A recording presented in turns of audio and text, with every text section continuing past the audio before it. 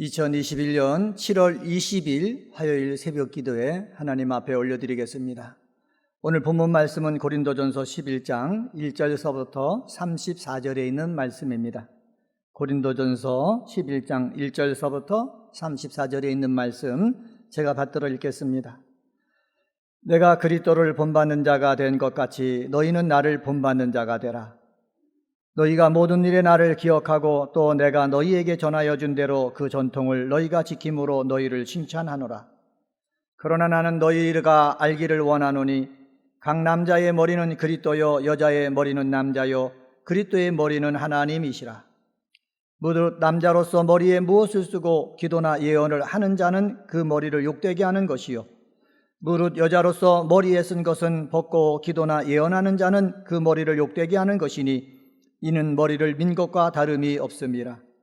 만일 여자가 머리를 가리지 않거든 깎을 것이요 만일 깎거나 미는 것이 여자에게 부끄러움이 되거든 가릴지니라. 남자는 하나님의 형상과 영광이니 그 머리를 마땅히 가리지 않거니와 여자는 남자의 영광이니라. 남자가 여자에게서 난 것이 아니요 여자가 남자에게서 났으며 또 남자가 여자를 위하여 지음을 받지 아니하고 여자가 남자를 위하여 지음을 받은 것이니 그러므로 여자는 천사들로 말미암아 권세 아래 있는 표를 그 머리 위에 둘지니라. 그러나 주 안에는 남자 없이 여자만 있지 않고 여자 없이 남자만 있지 아니하니라. 이는 여자가 남자에게서 난 것 같이 남자도 여자로 말미암아 났음이라. 그리고 모든 것은 하나님에게서 났느니라. 너희는 스스로 판단하라. 여자가 머리를 가리지 않고 하나님께 기도하는 것이 마땅하냐?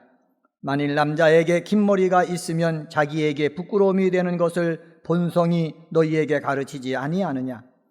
만일 여자가 긴 머리가 있으면 자기에게 영광이 되나니 긴 머리는 가리는 것을 대신하여 주셨기 때문이니라.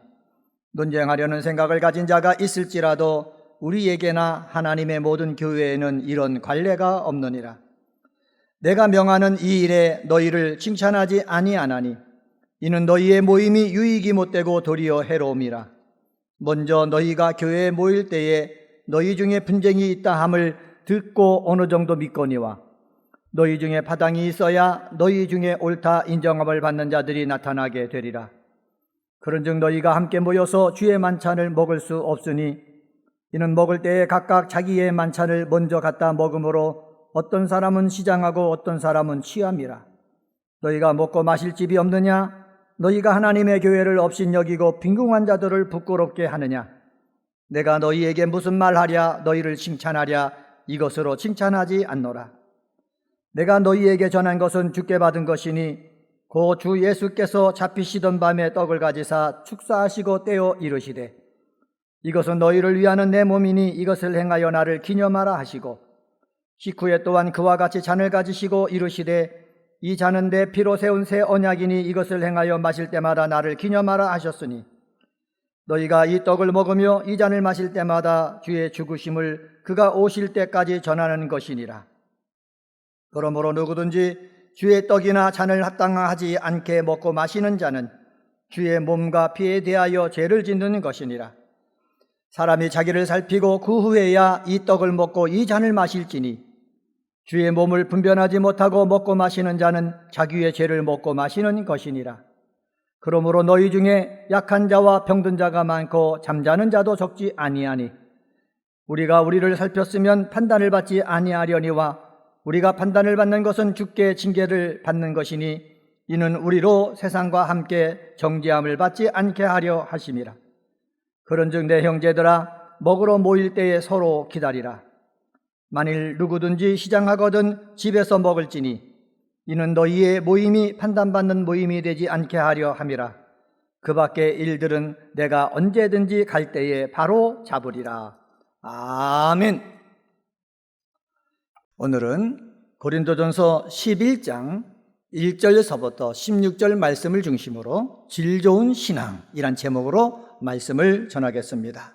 첫 번째로 질 좋은 신앙은 본을 받고 본을 보이는 신앙입니다.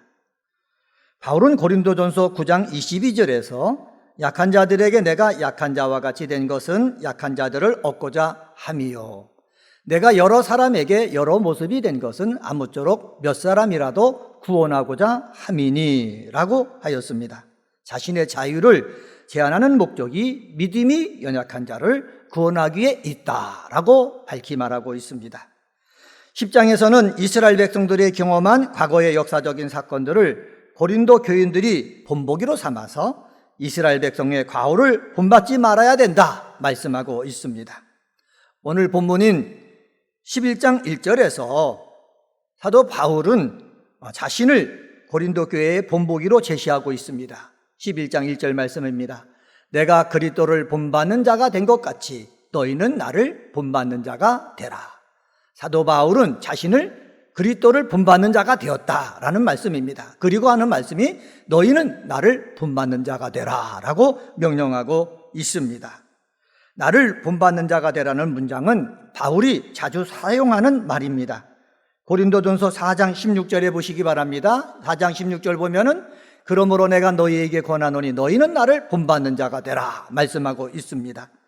빌립보서 3장 17절 상반절에 보면은 형제들아 너희는 함께 나를 본받으라 말하고 있습니다. 바울은 자신을 단지 교회의 교사나 설교자에 지나지 않는 사람이 아니라 실천적 언행 등에 있어서 본이 되는 사람으로 소개하고 있습니다. 바울은 결코 자신의 인간성이나 자신의 능력에 의존해 이런 주장을 하는 것이 아닙니다. 그의 주장은 철저히 예수 그리스도께서 자신의 삶을 온전히 주관하고 있다는 이 확신 속에 근거한 것입니다. 바울은 왜 고린도 교인들에게 그리스도를 직접 본받으라 하지 않고 굳이 자신을 본받으라고 했을까요? 그것은 고린도 교인들이 그리스도 예수보다는 바울에 대해서 더욱 자세히 알고 있었기 때문에 그렇습니다. 그들은 바울과 더불어 수개월 동안 같이 살았습니다.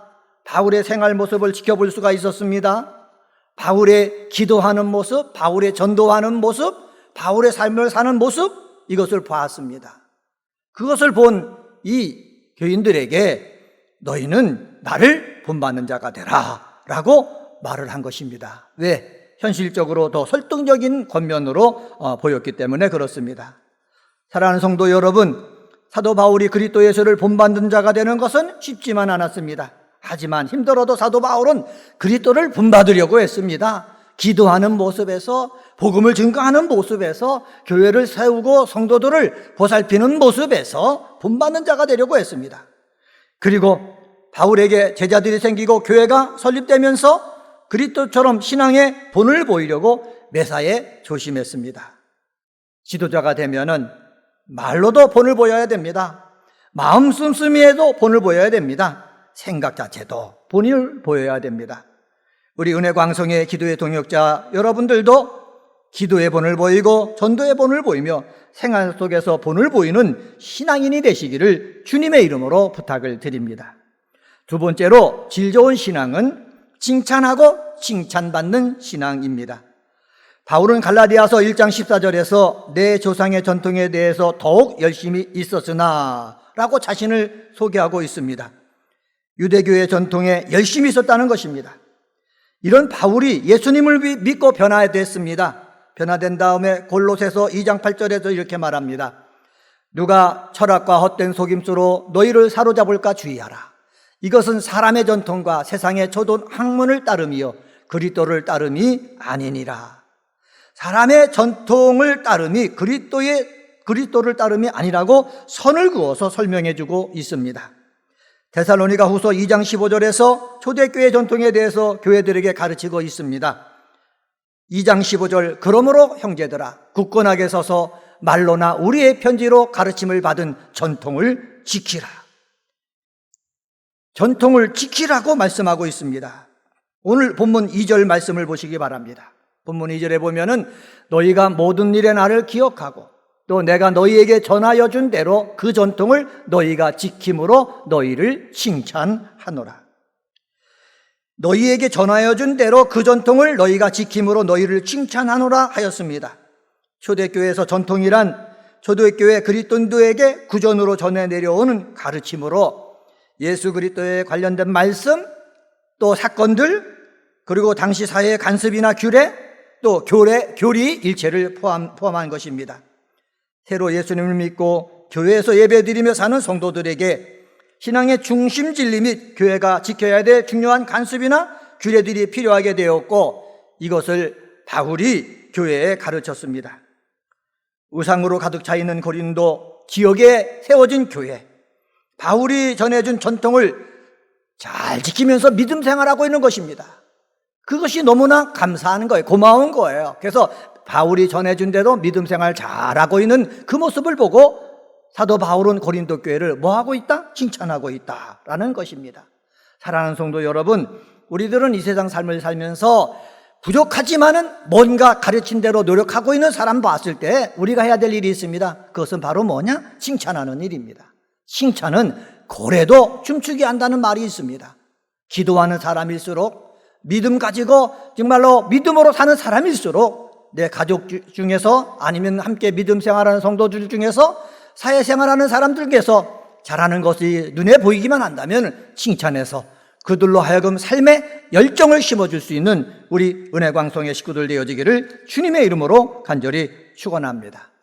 세 번째로 질 좋은 신앙은요, 책임 있는 신앙입니다.